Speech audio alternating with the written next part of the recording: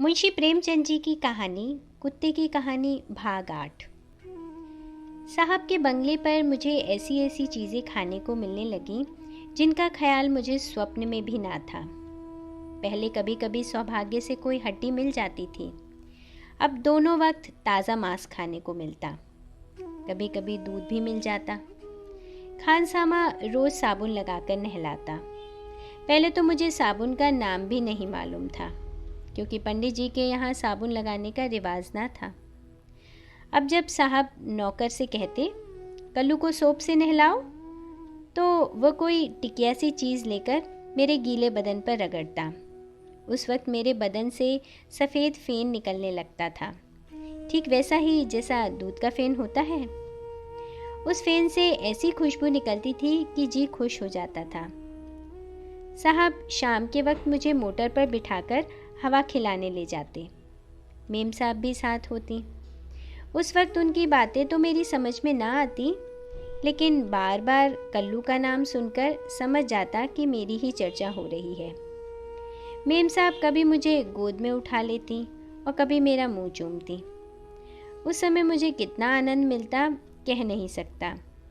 मैं भी पूंछ हिलाता और उनकी गर्दन से लिपट जाता। अगर वो मेरी बोली समझ सकती तो उन्हें मालूम हो जाता कि हम लोग प्यार का जवाब देने में आदमी से कम नहीं हैं।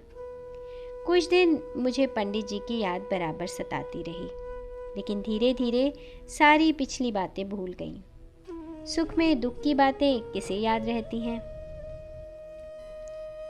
एक दिन शाम के वक्त हम लोग सैर करने जा रहे थे, तो क्या देखता हूँ कि बेचारे पंडित जी चले आ रहे हैं। पंडित जी को देखते ही मुझे पिछले दिन याद आ गए। मोटर से कूद पड़ा और उनके पैर पर मुंह रखकर पूंछ हिलाने लगा। पंडित जी ने मेरे सिर पर हाथ फेरा तो मैंने देखा कि उनकी आंखें डबडबा आई हैं। उनके मुंह पर धूल जमी हुई थी, होठ सूख गए थे और पैरों पर मानो गर्द जमी हुई थी। कपड़े मैले हो गए थे। मुझे उन पर दया आ रही थी। साहब ने पूछा, वेल पंडित, है तो अच्छी तरह?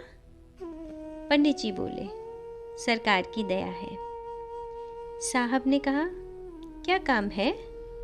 पंडित जी ने कहा, हुजूर, अपने कल्लू को देखने आया हूँ। सरकार, क्या कहूँ, जब से ये चला आया है मेरे दुर्दिन आ गए हैं। एक क्षण के लिए भी इसकी सुध नहीं भूलती। इसकी जगह खाली देखकर रोया करता हूँ। सरकार, ये मेरे घर का रक्षक था, मुझ पर दया कीजिए। साहब ने कहा, तो क्या चाहता है? पंडित जी ने कहा, यही चाहता हूँ कि सरकार कल्लू को अब मुझे दे दें। परमात्मा आपका कल्याण करेगा। इसके बिन मैं कहीं का ना रहूँगा।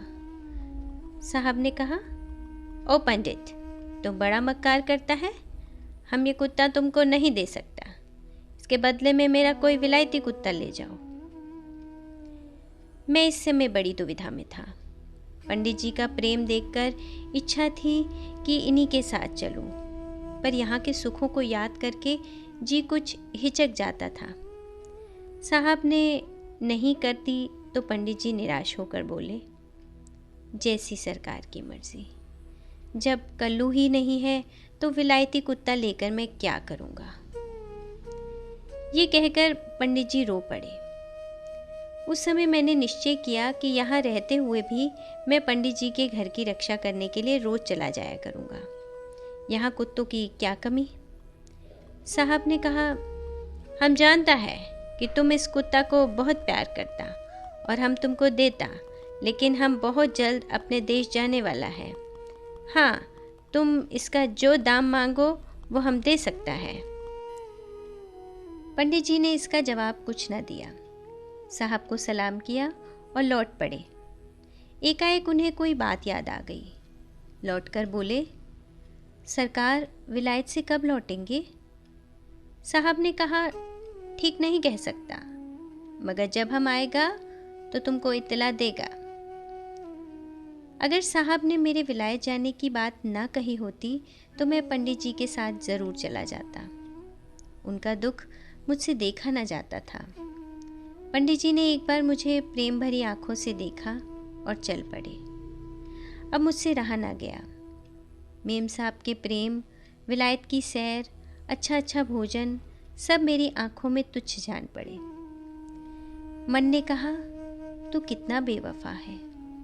जिसने तुझे बचपन से पाला, ब्राह्मण होकर भी जिसने तुझे गोद में खिलाया, जिसने कभी डांटा तक नहीं, उसे तू भोग विलास के पीछे छोड़ रहा है।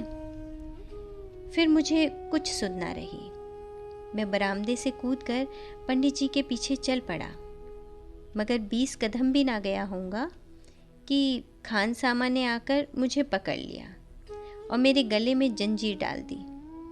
उस समय मुझे इतना क्रोध आया कि मैं खान सामा को काटने लपका, लेकिन गले में जंजीर पड़ी थी, क्या कर सकता था।